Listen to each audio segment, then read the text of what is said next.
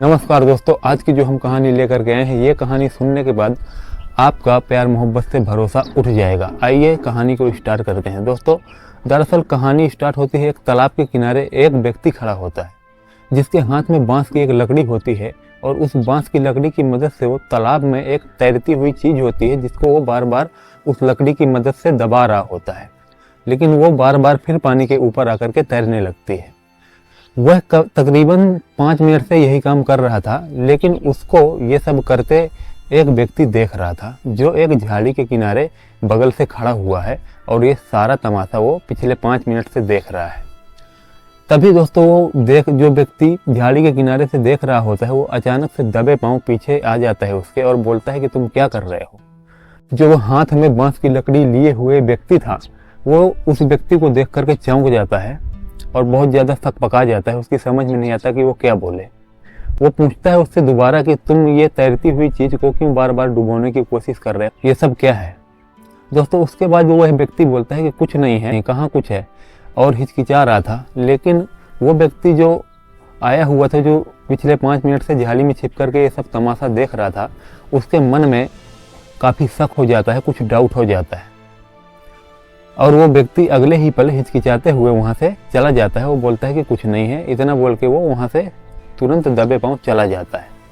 उसके बाद वो जो व्यक्ति वहाँ मौजूद था, जो ये सब तमाशा देख रहा था 5 मिनट से, वो वहाँ स्थानीय जो गांव वाले होते हैं उनको एकत्र करता है वहाँ उसी जगह पर जहाँ वो तालाब में कोई चीज़ तैर रही होती है पानी में। पूरे गाँव वाले इकट्ठा हो जाते हैं धीरे धीरे करके और उस तैरती हुई चीज़ को बाहर निकालते हैं। तो वह एक बोरी थी जो पानी में तैर रही होती है। उसको दोस्तों बाहर निकालने के बाद और गांव वाले जब उसका मुंह खोलते हैं बोरी का, तो गांव वालों के होश उड़ जाते हैं, उनकी चीखें निकल जाती हैं। दरअसल दोस्तों, ये जो कहानी है ये 2 प्रेमी जोड़ों की है, बहुत ही जो एक दूसरे को बहुत ज़्यादा प्यार करते हैं, बहुत ज़्यादा चाहते हैं। और ये 2021 की बात है जब 2 प्रेमी जोड़े एक दूसरे से बहुत प्यार कर रहे होते हैं और अपने अपने घर में शादी का प्रस्ताव रखते हैं। लड़की जब अपने घर में शादी का प्रस्ताव रखती है तो उसके जो घर वाले हैं वो इनकार कर देते हैं, इस शादी से मना कर देते हैं और वो बोलते हैं कि तुम्हारी शादी हम बहुत अच्छे घर में करेंगे। जो कि लड़की जिससे प्यार करती थी वो एक ट्रक ड्राइवर होता है लड़का, इसलिए उसके घर वाले बोलते हैं कि हम किसी ट्रक ड्राइवर से तुम्हारी शादी नहीं करेंगे, हम तुम्हारी शादी बहुत अच्छे घर में करेंगे और पैसे वाले घर में करेंगे। अब धीरे धीरे करके उस लड़की के घर वाले पैसा वाला घर भी देख लेते हैं लड़की के लिए। और जब वो लड़की को बोलते हैं कि तुम्हारे लिए हमने बहुत अच्छा लड़का देखा है और बहुत पैसे वाला घर है, वो लड़की रोने लगती है और बहुत ज़्यादा अपने घर वालों से विवाद करने लगती है और परेशान कर देती है घर वालों को, चिल्लाने लगती है और बोलती है कि अगर मेरी कहीं और शादी हुई तो मैं अपनी जान दे दूँगी, लेकिन शादी नहीं करूँगी। दोस्तों, उसकी ये बातें काफ़ी सीरियस थी, लड़की बहुत ज़्यादा सीरियस थी। तो घर वालों ने ये सब देखने के बाद वो अपना विचार बनाते हैं, विचार विमर्श करते हैं आपसी परिवार में कि कहीं ना कहीं कोई अनहोनी ना हो जाए, इससे अच्छा है कि हम इसकी शादी वहीं कर दें जहाँ ये लड़की करना चाहती है। और दोस्तों, वो लड़की की शादी जो लड़के से वो प्यार करती थी, उसी लड़के से उसकी शादी करवा देते हैं जो पेशे से एक ट्रक ड्राइवर होते हैं।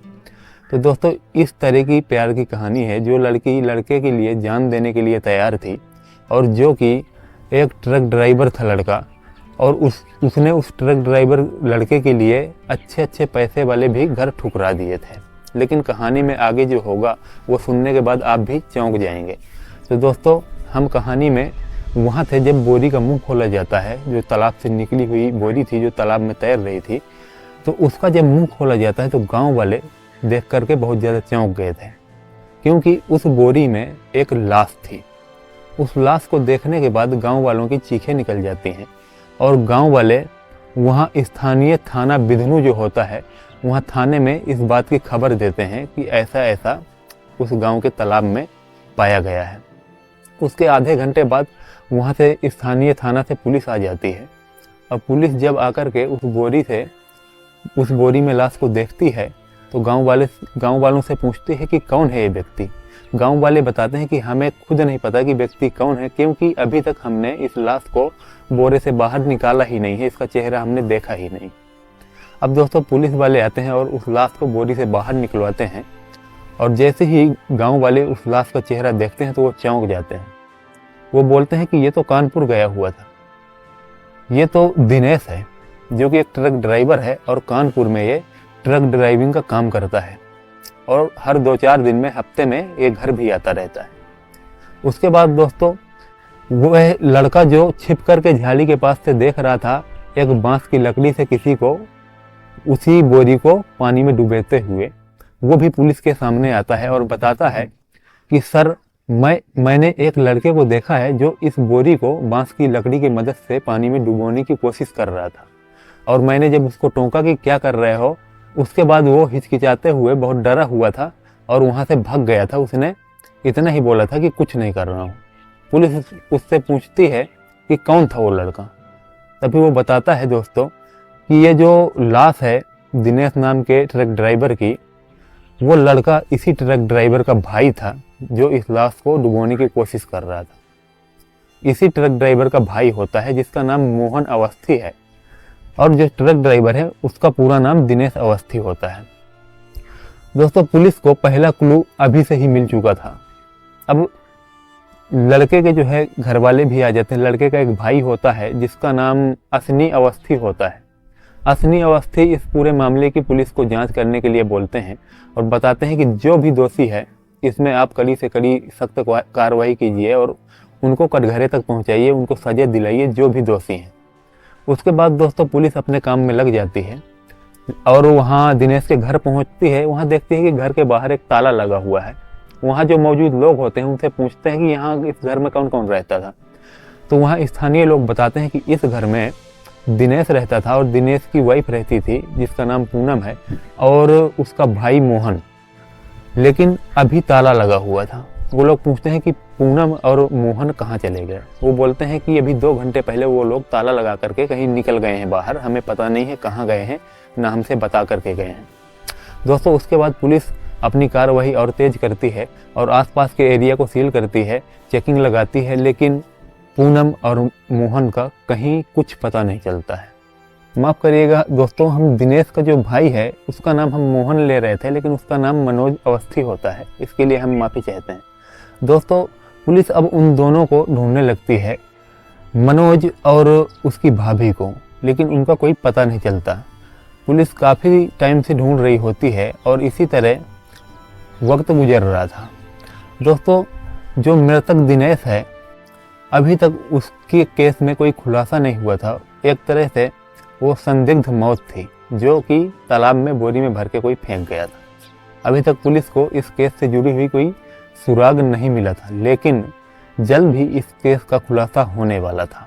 दोस्तों जो दिनेश होते हैं वो मूल निवासी लखीमपुर खीरी के होते हैं और वो यहाँ आकर के रह रहे थे बिधनू में, और किराए के मकान में रह रहे थे जहाँ पे वो अपनी वाइफ के साथ रह रहे थे, और उनका एक भाई भी उनके साथ रहता था जिसका नाम मनोज है। तो अब एक दिन पुलिस के पास जो है दिनेश के एक भाई आते हैं जिनका नाम असनी होता है, असनी अवस्थी। वो आकर के पुलिस को काफ़ी ज़्यादा हिदायत देते हैं और बोलते हैं कि 4 महीने बीत चुके हैं लेकिन अभी तक आपको मेरे भाई के केस में कोई सुराग नहीं मिला है। आप लोग क्या कर रहे हैं? अभी तक आप लोगों को मेरे भाई और भाभी भी तक नहीं मिले हैं। आप लोग किस तरह से केस को सॉल्व कर रहे हैं? दोस्तों उसके बाद पुलिस को सख्त हिदायत मिलती है दिनेश के भाई असनी के द्वारा। उसके बाद पुलिस काफ़ी सख्त हो जाती है, कार्रवाई करना स्टार्ट कर देती है, पुलिस एक्शन में आ जाती है। और पुलिस जो है पूनम के घर वाले यानी पूनम के मायके वालों के और दिनेश के जितने भी रिश्तेदार थे और पूनम के घर वालों के जितने भी रिश्तेदार थे सबकी लिस्ट तैयार करते हैं और सबके मोबाइल नंबर लेते हैं और सर्विलांस में लगा देते हैं। अब सबके नंबर सर्विलांस में लग चुके थे। अब दोस्तों पुलिस को इंतज़ार था कि कहीं ना कहीं से पूनम और मनोज फ़ोन तो करेंगे ही, किसी रिश्तेदार को ज़रूर फ़ोन करेंगे। वो कहीं भी छिपे होंगे लेकिन बिना बात के वो लोग नहीं रह सकते हैं।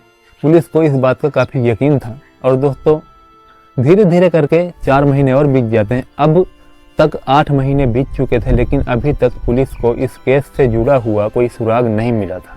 अभी तक ये केस एक संदिग्ध केस था, पुलिस के हाथ कुछ लगा नहीं था। लेकिन दोस्तों 8 महीने बीतने के बाद एक दिन जो पूनम है, पूनम के घर वाले जो मम्मी पापा थे, उनके पास एक फ़ोन आता है और उस फ़ोन की लोकेशन जो है छतरपुर की पाई जाती है। छतरपुर जो बागेश्वर धाम स्थान है, फेमस स्थान है, वहाँ के एक आश्रम से वो लोकेशन आ रही थी। उसके बाद दोस्तों पुलिस इस मामले को सीरियस लेते हुए पुलिस वहाँ जाने का प्लान बनाती है। पुलिस को पूरा डाउट हो चुका था कि दिनेश की पत्नी और उसका भाई मोहन वहीं पे छुपे हुए हैं, इसमें कोई दो राह नहीं है। और पुलिस की एक टीम छतरपुर के लिए रवाना हो जाती है। वो छतरपुर पहुंचते हैं, बागेश्वर धाम जो स्थान है, और वहाँ आसपास जो दुकानें या होटल वगैरह होते हैं वहाँ पूछताछ करना चालू करती है। लेकिन पुलिस ने अभी तक जितने भी व्यक्तियों से पूछा था, अभी तक उन दोनों के बारे में किसी भी व्यक्ति ने कुछ नहीं बताया था। उनको कोई जानकारी नहीं थी मनोज और उसकी भाभी के बारे में, पूनम के बारे में। लेकिन पुलिस पूछते पूछते एक होटल पे पहुंच जाती है। उस होटल पे जैसे ही पुलिस जाती है, होटल मालिक आते हैं और बोलते हैं कि क्या बात है सर।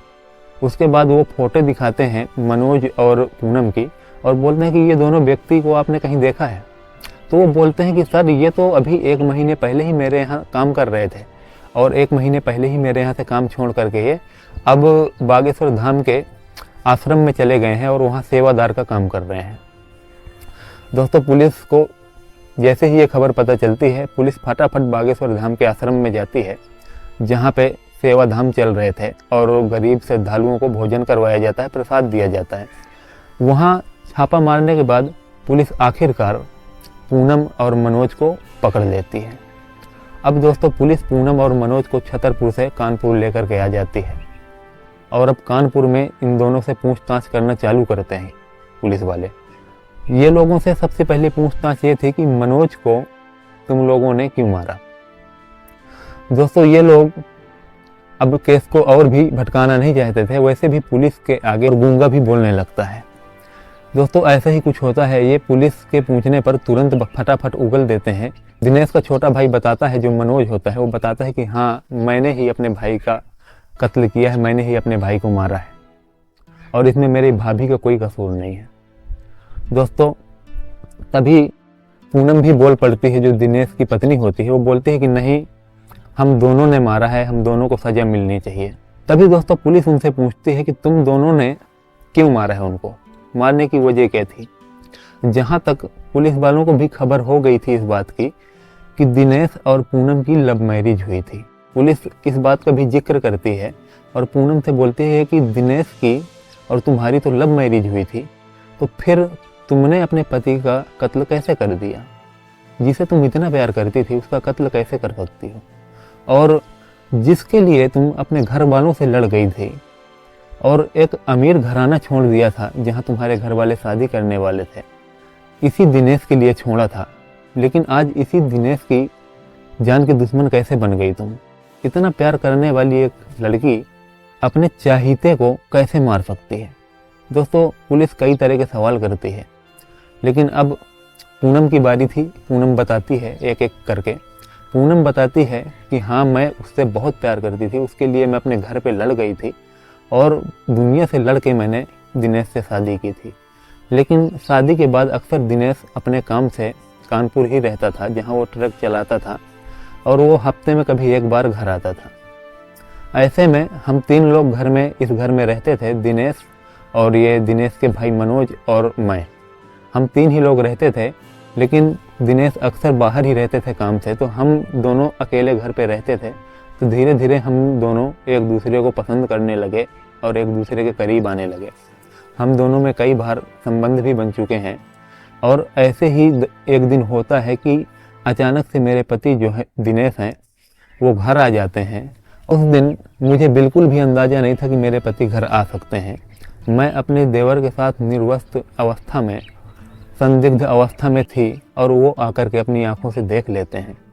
और इतना देखने के बाद वो बहुत ज़्यादा गुस्सा करने लगते हैं हम पे और अपने भाई के ऊपर भी गुस्सा करते हैं, और लेकिन मेरे ऊपर हाथ उठा देते हैं, मुझे मारने पीटने लगते हैं।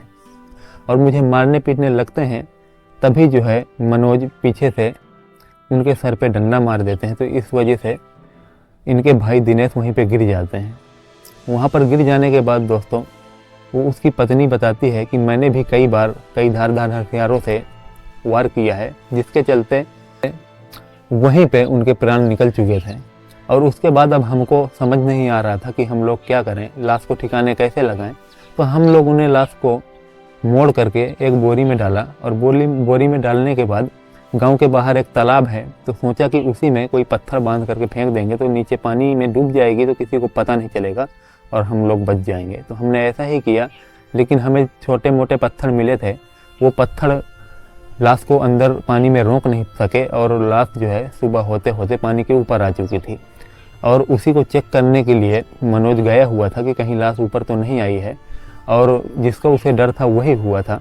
तो वो एक बांस की लकड़ी से उसको दबाने की कोशिश कर रहा था, तभी गांव के एक शख्स ने उसको देख लिया था, और इस तरह से ये कंप्लेंट पुलिस में चली गई थी और वो दोनों पकड़े गए थे। दोस्तों, इस कहानी से हमको क्या सीख मिलती है? पूनम, जो कि एक दौर था, दिनेश के लिए अपने घर वालों से लड़ गई थी, और अच्छा पैसे वाला घराना भी छोड़ दिया था दिनेश के लिए। लेकिन आज उसका मन और उसका प्यार इस कदर बदल जाता है दिनेश के प्रति। यही प्यार दिनेश के भाई के ऊपर पहुंच जाता है, और अपने दिनेश, जो कि एक जमाने का उसका इतना बड़ा प्रेमी था और उससे वो इतना प्यार करती थी, उसी के जान के दुश्मन बन जाती है। दोस्तों, दुनिया है, दुनिया का कोई ठिकाना नहीं है, कब क्या हो जाए। इसीलिए सबके साथ प्यार और अच्छे व्यवहार से रहिए।